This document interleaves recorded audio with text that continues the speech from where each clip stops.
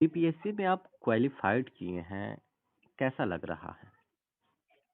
जी, बहुत खुशी महसूस हो रही है सर।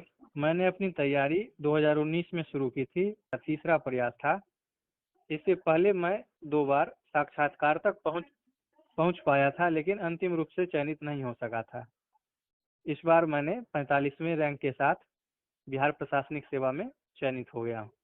इस सफलता में सबसे बड़ा योगदान मेरे माता-पिता, मेरे गुरुजन, मेरे मित्रों और सहपाठियों का है। सबसे बड़ा योगदान मेरी माँ का है, जो कि एक एएनएम कार्यकर्ता थी। हालांकि उनका निधन वर्ष 2019 में एक सड़क दुर्घटना में हो गया, लेकिन वो मुझे हमेशा इस बात के लिए प्रेरित करती थी कि मैं अच्छा तैयारी करूं और एक सिविल सेवक बन करके उनकी तमन्ना को पूरा करूं। और आज मुझे बहुत खुशी हो रही है कि मैं उनके सपनों को पूरा कर पाया। शहर में आप तैयारी करते थे, तैयारी करते वक़्त कैसा आपको लग रहा था?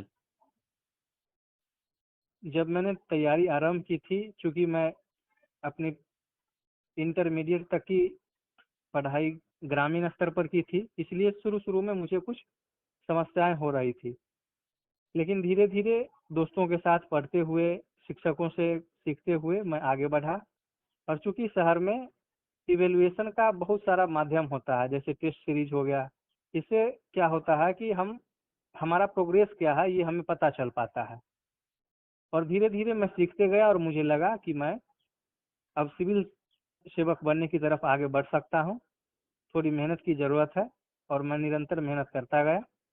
हालांकि शुरू के 2 प्रयास में मुझे असफलता मिली, लेकिन फिर भी मैं हिम्मत नहीं हारा और मैं कोशिश करता रहा। और इसी का परिणाम है कि आज मैं सफल हुआ हूँ। आज के युवाओं को आप क्या संदेश देना चाहते हैं?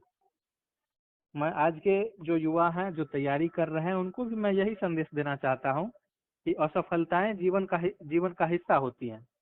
जीवन में जैसे उतार चढ़ाव आते हैं, वैसे ही एक परीक्षा में भी, एक परीक्षार्थी के जीवन में भी ये उतार चढ़ाव आता है। और चूंकि सिविल सर्विस परीक्षा की व्यवस्था ऐसी है कि जिसमें विद्यार्थी को लंबे समय तक संघर्ष करने की, धैर्य रखने की आवश्यकता होती है।